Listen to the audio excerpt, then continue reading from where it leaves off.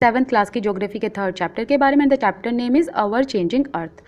देखिए जो अर्थ का लिथोस्फेरिक पार्ट होता है, लिथोस्फेरिक पार्ट कौन सा होता है? जो स्टोन वाला पार्ट होता है या रॉकी पार्ट होता है, मतलब जो कॉन्टिनेंट्स वाला पार्ट होता है। कॉन्टिनेंट या जो लिथोस्फेरिक पार्ट है ये बहुत सारी नंबर्स ऑफ प्लेट में टूट जाता है, इसलिए इसे लिथोस्फेरिक प्लेट कहते हैं।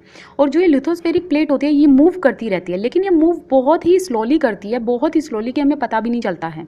और ये एक साल में कुछ फ्यू मिलीमीटर ही मूव करती है। और ये मूव क्यों करती है, यहाँ पर रीज़न बताया है कि ये हिलती क्यों है, क्योंकि जो अर्थ है उसके अंदर मोल्टन मैग्मा होता है। अब जो चीज़ गर्म और मेल्ट हुई हुई है तो उसके ऊपर अगर क्रस्ट वाला पार्ट होगा तो वो भी मूव करेगा ही, ठीक है ना। तो अर्थ के अंदर मोल्टन मैग्मा होता है, इसी वजह से लिथोस्फेरिक प्लेट्स भी मूव करती हैं, क्योंकि मोल्टन मैग्मा के ऊपर कौन सा पार्ट होता है? लिथोस्फेरिक पार्ट ही होता है, राइट। अब जो ये मूवमेंट होती हैं प्लेट्स में, इसी वजह से अर्थ के सरफेस पे भी फर्क पड़ता है। अब अर्थ के सरफेस पे किस टाइप के फोर्स होते हैं ये हमें देखना है, जो इंपॉर्टेंट है। एंडोजेनिक फोर्स होता है, एक्सोजेनिक फोर्स होता है।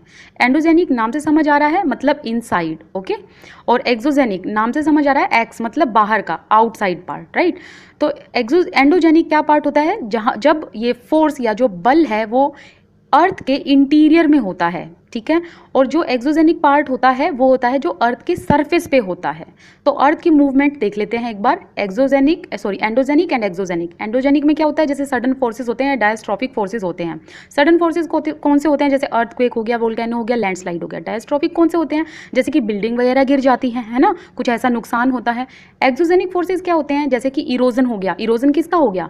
जो रॉकी जो पार्ट होता है, ठीक है, जो स्टोन वाला पार्ट होता है उसको इरोड करके wind, river and sea and glaciers ये ले जाके एक जगह पर डिपॉजिट कर देते हैं, उसे डिपोजिशनल पार्ट कहते हैं, राइट। तो ये जो दोनों पार्ट हैं अर्थ के, ये दोनों फोर्सेस हैं एंडोजेनिक एंड एक्सोजेनिक, इसकी वजह से अर्थ के सरफेस पे आपको चेंजेस देखने को मिलेंगे। तो ये क्वेश्चन आपसे आ सकता है, पूछा जा सकता है, एंडो एंड एक्सो का मीनिंग आपसे पूछा जा सकता है। देखिए जो एंडोजेनिक फोर्सेस होते हैं जो अंदर होते हैं अर्थ के, पृथ्वी के, वो सडन मूवमेंट भी होते हैं और वो स्लो मूवमेंट भी होते हैं। लेकिन कोई भी मूवमेंट हो उससे डिस्ट्रक्शन बहुत होता है अर्थ की सरफेस पे, अर्थक्वेक से भी, वोल्केनो से भी। अब वोल्केनो के बारे में एक बार नेक्स्ट चैप्टर पे पढ़ लेते हैं और अर्थक्वेक के बारे में भी पढ़ लेते हैं। अब एक बार इस डायग्राम को देख लेते हैं। देखिए एंडो मीन्स क्या होता है? इनसाइड। एक्सो मीन्स क्या होता है? आउटसाइड। आपसे ये मीनिंग भी पूछा जा सकता है। जेनिक का मीनिंग आपसे पूछा जा सकता है, मतलब ओरिजिन, जहाँ से फोर्स स्टार्ट होता है, ओके। वो फोर्स एंडो भी हो सकता है, एक्सो भी हो सकता है, मतलब इनसाइड भी हो सकता है, अंदर वाला भी, और बाहर वाला भी, आउटसाइड भी।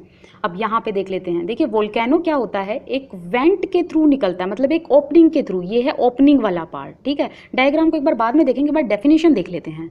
एक वेंट के थ्रू निकलता है और अर्थ की क्रस्ट से निकल कर बाहर आता है, और ये एक मोल्टन मैग्मा होता है जो एकदम से इरप्ट होकर निकलता है, मतलब ऑल ऑफ अ सडन बाहर आता है। अब देखिए इस डायग्राम को समझते हैं। ये अर्थ की क्रस्ट है, ठीक है, ये लिथोस्फेरिक पार्ट है जिसकी हमने बात की कि लिथोस्फेरिक प्लेट्स भी मूव करती हैं। अब ये वाला जो पार्ट है अंदर का, ये वाला पार्ट है मेंटल, मतलब जहाँ पर क्या होता है? मोल्टन मैग्मा होता है। और यहाँ पर जहाँ पर मोल्टन मैग्मा होता है उसे क्या कह दिया जाता है? Magma chamber. मतलब चैम्बर मतलब जो एक स्थान जहाँ पर कोई चीज़ है।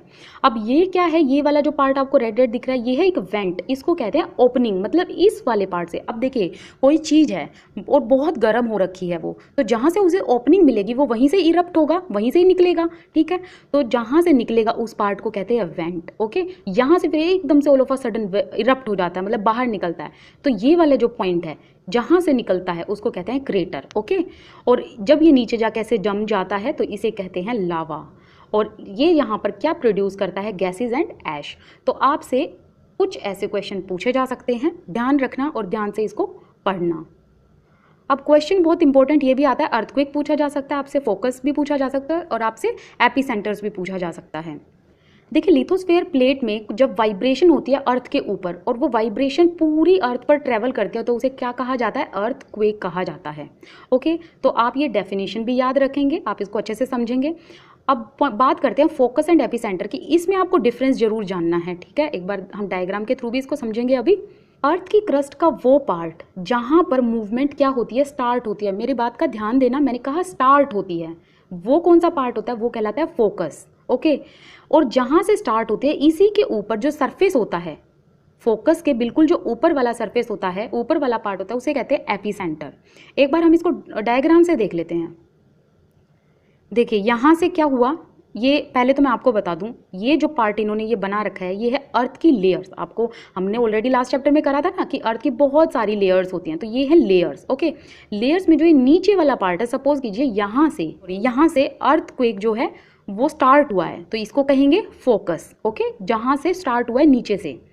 तो यहाँ पर इसकी डेफिनेशन देख लेते हैं। जहाँ पर अर्थक्वेक क्या होता है, अकर होता है, मतलब जहाँ पर स्टार्ट होता है, या फिर सिस्मिक एनर्जी जहाँ पर ओरिजिन होते हैं। सिस्मिक का मतलब क्या है, अर्थक्वेक। अर्थक्वेक का दूसरा नाम क्या है, सिस्मिक।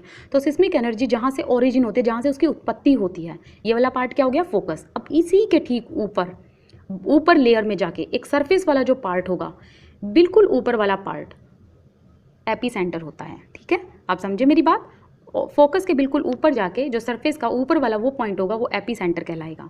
और जो ये वाइब्रेशंस होती हैं, ये देखिए, ये कुछ वाइब्रेशंस इस तरीके से फिर पूरी अर्थ पर ट्रैवल करती हैं। देखिए, अर्थक्वेक को प्रेडिक्ट नहीं किया जा सकता, लेकिन हाँ, हम इसके इफेक्ट को मिनिमाइज कर सकते हैं, कम कर सकते हैं। ओके, अब अगर हम लोकल एरियाज़ की बात करें तो लोग कुछ एनिमल्स के मूवमेंट से भी पहचान जाते हैं। जो इसमें पानी में फिशेस होती हैं उनसे भी पहचान जाते हैं, या फिर जो स्नेक्स हैं वो सरफेस पे आ जाते हैं, उनसे भी पहचान जाते हैं कि अर्थक्वेक आने वाला है। तो एक अनुमान लगा लिया जाता है एनिमल्स के थ्रू। अब यहाँ पे करते हैं, बहुत इंपॉर्टेंट पार्ट है ये, सिस्मोग्राफ एंड रिचर स्केल। ये आपसे बहुत बार ये पूछा भी गया और पूछा भी जा सकता है। देखिए, सिस्मोग्राफ क्या होता है, जब अर्थक्वेक को मेज़र किया जाता है तो मेज़र करने की जो मशीन है उसे कहते हैं सिस्मोग्राफ। ओके, ये पॉइंट आप याद रखेंगे। फिर बात आती है रिचर स्केल की। जब अर्थक्वेक को मतलब मेज़र कर लिया जाता है, फिर उसका मैग्नीट्यूड देखने के लिए, मैग्नीट्यूड क्या होता है कि उसका कितनी तीव्र गति से, मतलब कितनी तेज वेलोसिटी से आया है वो अर्थक्वेक, जैसे 2.0 आया या 5.0 आया, 6.0 आया, 7.0, उसको नापने के लिए रिचर स्केल की जरूरत पड़ती है। ओके, अब आप इसको भी याद रखिएगा। अगर देखिए 2.0 आया है तो इसका मतलब कुछ इतना खास पता नहीं चलता। 5.0 आया है तो डैमेज हो सकता है, कुछ चीज़ें, बिल्डिंग्स वगैरह गिर भी सकती हैं। और 6.0 को तो बहुत ज़्यादा हाई स्ट्रॉन्ग मैग्नीट्यूड में माना जाता है, और 7.0 को भी अर्थक्वेक के मेजर फॉर्म में क्लासिफाई किया जाता है। चलिए, अब वेदरिंग एंड इरोजन के बारे में बात कर लेते हैं। आपको इनका डिफरेंस जानना बहुत ज़रूरी है और इम्पोर्टेंट क्वेश्चन भी बनता है ये।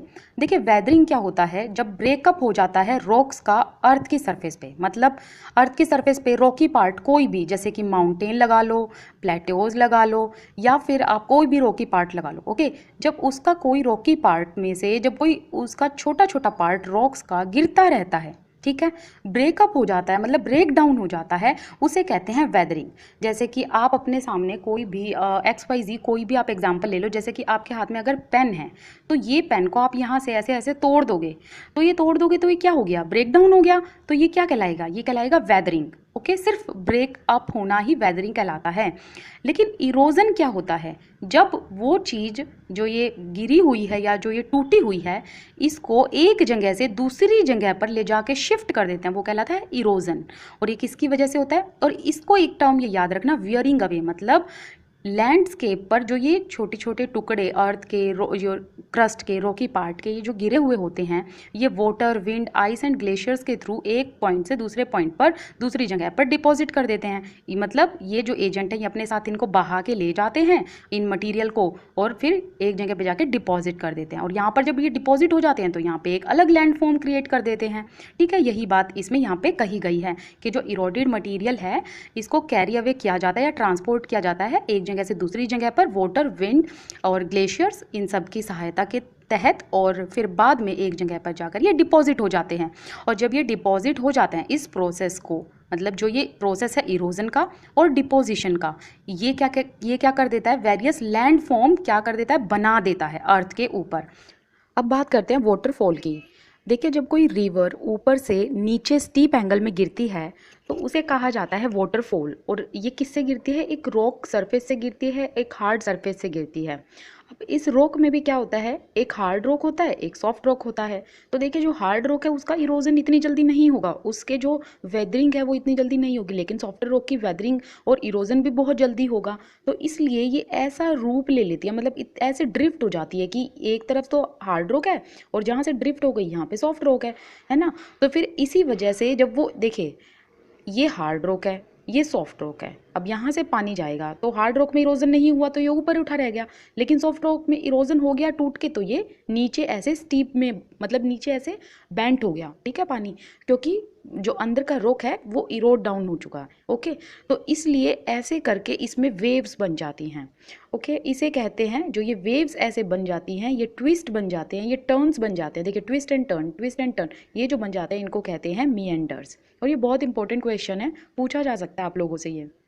अब जो ये मिएंडर वाला, सपोज कीजिए ये पार्ट है, ओके, ये जो मतलब जिसमें टर्निंग आपको देखने को मिलती है, जिसमें मोड़ आपको ये देखने को मिलते हैं। अब इसमें से सपोज कीजिए ये वाला कोई पार्ट है, ये वाला, अब ये यहाँ पे जाके जम जाए, यहाँ पे जाके अपना एक अलग वो बना ले, एक अलग लेक बना ले, तो इसे कहते हैं ओक्स बो लेक। ओके, मतलब एक ये पार्ट टूट कर यहाँ पर आ जाए, टूट कर मतलब अलग होकर, ओके, अलग होकर यहाँ पर ये पार्ट बन जाए, तो इसको कहेंगे ऑक्सबो लेक। तो क्वेश्चन ये भी पूछा जा सकता है आपसे कि जब मिएंडर लूप्स होते हैं, सॉरी, जब मिएंडर होते हैं इनके अंदर से ये लूप्स कट ऑफ हो जाते हैं, मतलब जो ये बने हुए लूप्स, ये जो टर्निंग पॉइंट होते हैं ना, ये कट ऑफ होकर एक अलग से लेक बना लेते हैं, इसे कहते हैं ऑक्सबो लेक।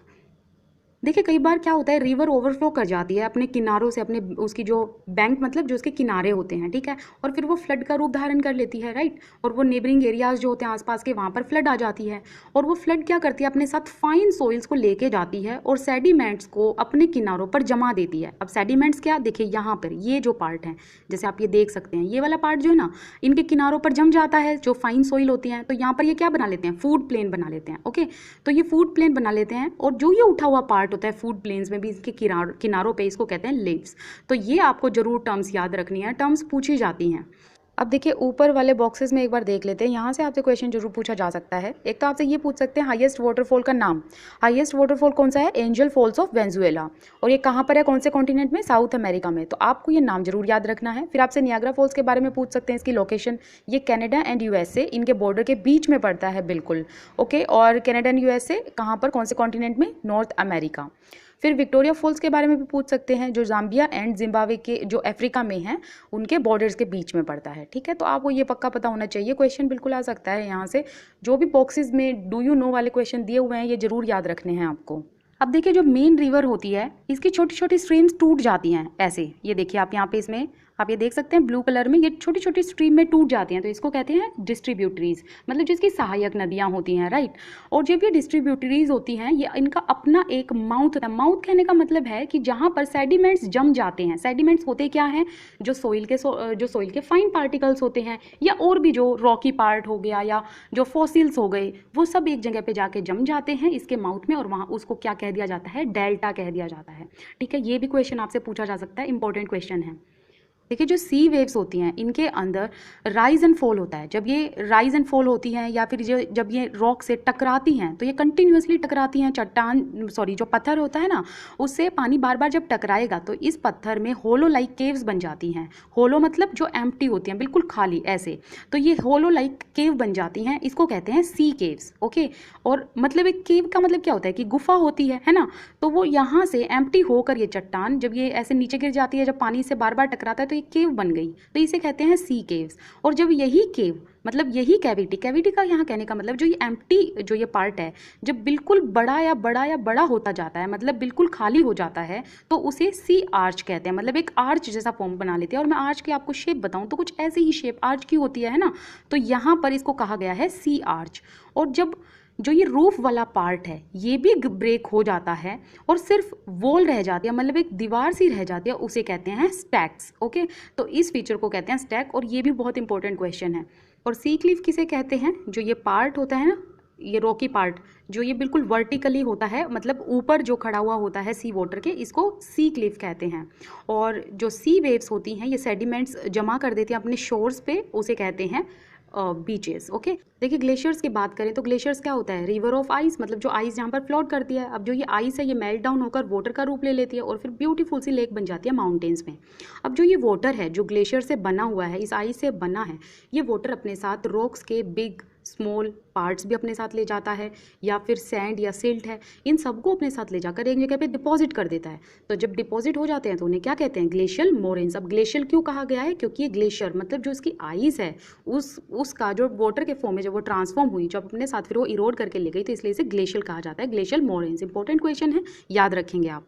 अभी हमने लास्ट पेज पे की वाटर की बातें, मतलब जो वाटर एजेंट है वो इरोजन एंड डिपोजिशन करता है। अभी हम बात करेंगे विंड की, मतलब यहाँ से भी इरोजन एंड डिपोजिशन होता है। जैसे डेजर्ट एरिया में अगर हम बात करें, जब हवा चलती है तो हवा जैसे ही चलती है तो वो अपने साथ इरोजन करती है सैंड को और एक साथ एक जगह पे लाके जमा कर देती है, और जहाँ पर वो मशरूम की शेप ले लेती है कुछ, एक्चुअली मशरूम की शेप ये होगी, ठीक है। तो ऐसे कुछ मशरूम की शेप ले लेती है तो उसे कहा जाता है मशरूम रॉक्स।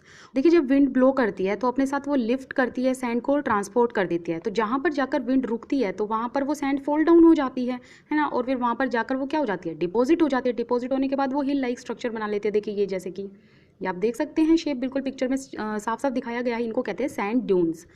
अब देखिए जब वाटर जो सैंड के पार्टिकल्स होंगे अगर ये फाइन एंड लाइट होते हैं, मतलब बिल्कुल हल्के या पतले, तो अपने साथ विंड बहुत दूर तक इनको कैरी कर सकती है, और जब बहुत दूर तक कैरी करती है और बहुत लार्ज एरिया में जाके जब ये डिपॉजिट होते हैं उन्हें कहते हैं लोएस। और जो ये लार्ज डिपॉजिट ऑफ लोएस होते हैं ये कहाँ पर मिलते हैं, चाइना में। इंपॉर्टेंट क्वेश्चन है, याद रखेंगे। अब हम बात करेंगे नेक्स्ट चैप्टर के बारे में नेक्स्ट वीडियो में। आपको मेरा चैनल पसंद आए तो please like share and subscribe.